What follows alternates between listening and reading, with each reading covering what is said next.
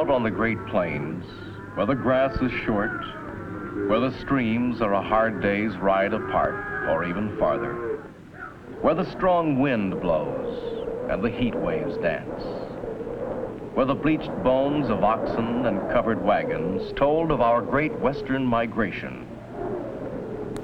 It's a vast region east of the Rocky Mountains, stretches from Canada to Mexico. Here on the Great Plains, we fought many a battle and won, all but the last. And we're still fighting that one, against the dust.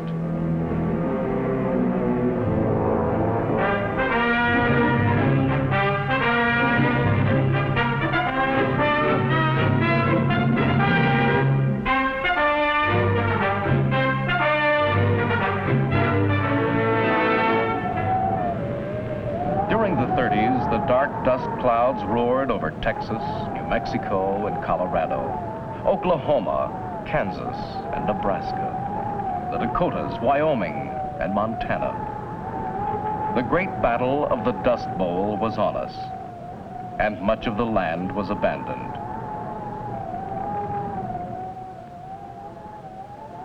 But some of the people fought on, and with the help of the government stood off the drought, the winds, and the dust, until the rains came again.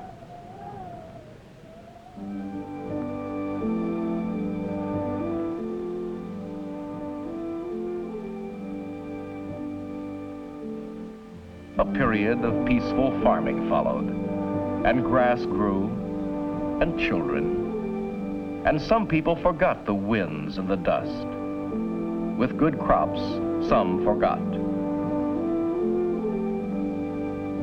Until it happened again. Once more, rain was short, and the winter wheat didn't sprout.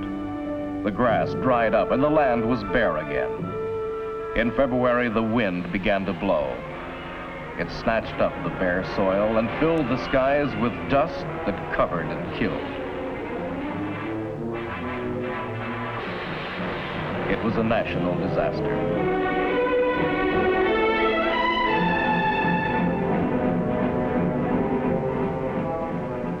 The President of the United States flew west to view the damage. It was a tragic sight, except where farmers saved hay to feed the cattle.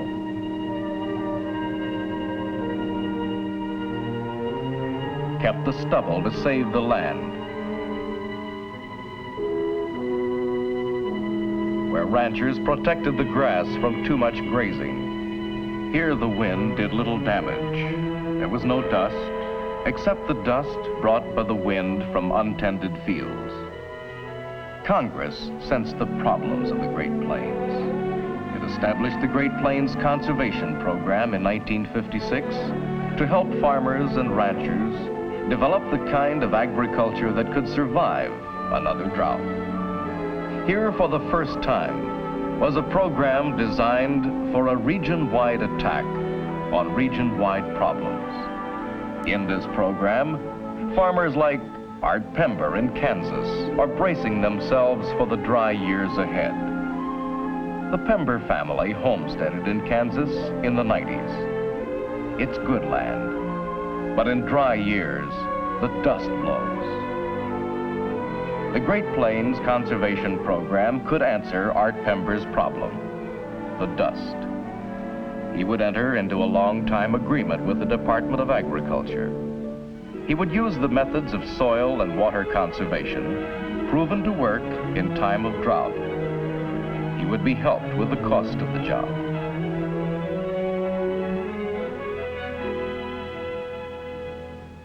First, a plan of operations, a conservation plan, they call it, worked out with the help of field men of the Soil Conservation Service. A map of the farmland, the stable soils, the weak soils, where the soil would blow. Art Pember planted trees to tame the wind, windbreaks that would protect his land and shelter the cattle and wildlife.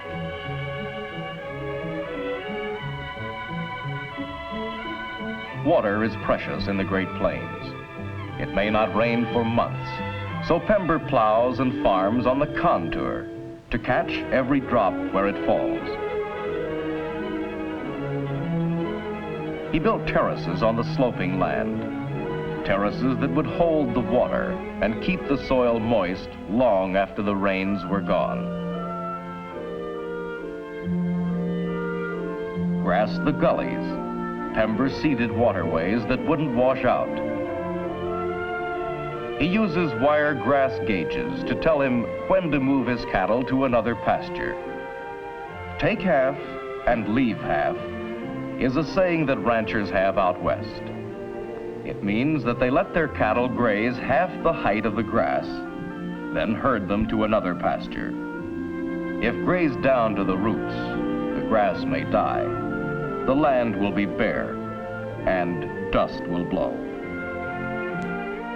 When Pember harvests his crop, he leaves the residue on the soil surface. Stems, leaves, and other trash break up the wind at ground level, keeps the dust from blowing.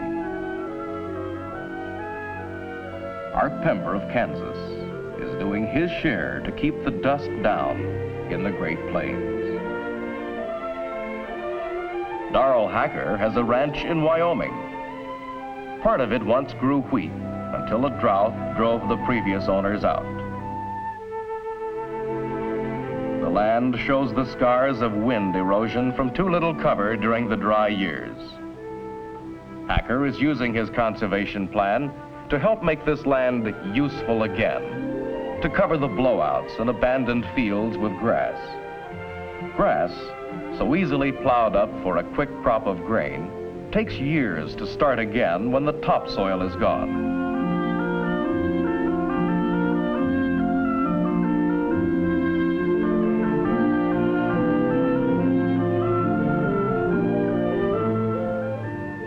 Hacker has some land he irrigates. It gives him a chance to raise hay. He can feed hay to keep his cows off the range until the grass is ready to graze.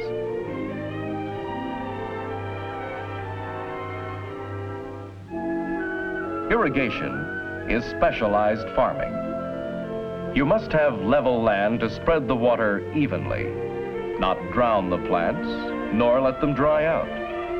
Water must be saved and used wisely. Keep the ditches tight. Line them to hold the water. A good irrigation plan and a good range plan will save Hacker when the next drought comes.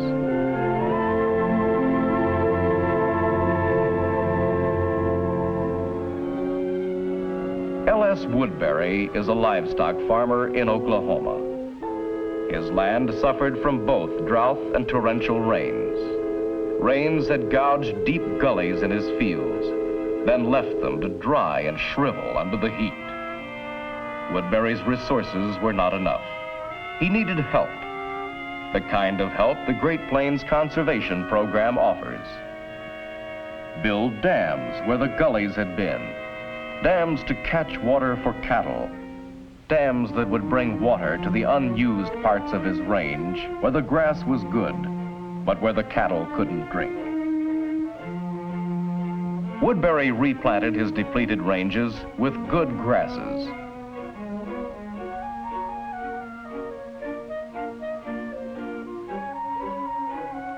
By using all of his range uniformly, having stock water where needed, regrassing the bare spots, Woodbury will be ready for the next drought.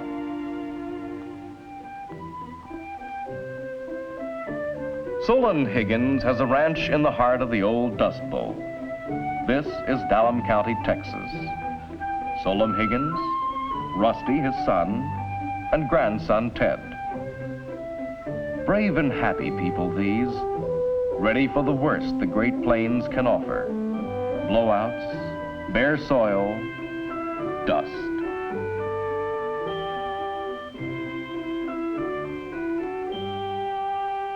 Their weapon, grass. Grass that will stand the drought. Grass that will not be blown away. Higgins is bothered by yucca, a worthless weed that invades the range when the grass gets thin. The grass will not grow back. There is not enough moisture in the soil for both to survive. Spray the yucca with weed killer.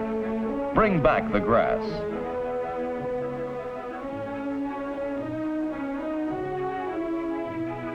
Help from his Great Plains contract will keep Higgins safe from a new Dust Bowl.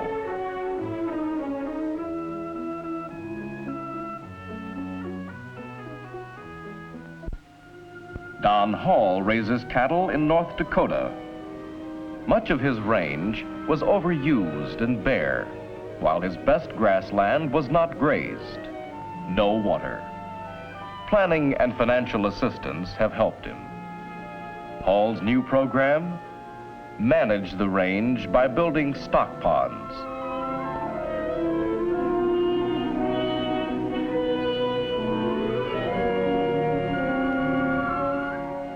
Fence the bare spots. Cover the land with grass so it will never blow again. Raymond Farrell lives in the sandhill country of Nebraska, a place of light, sandy soils that grows excellent grain crops during the wet years. But when the drought comes and the winds blow, the bare fields can be swept away. Farrell is going back to a permanent cover of grass.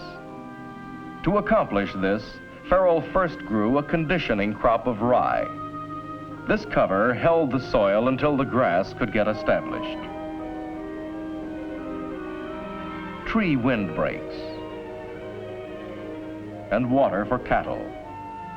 These also are parts of Farrell's Great Plains Conservation Plan, his agreement with the government that he will keep his land secure when the next drought comes.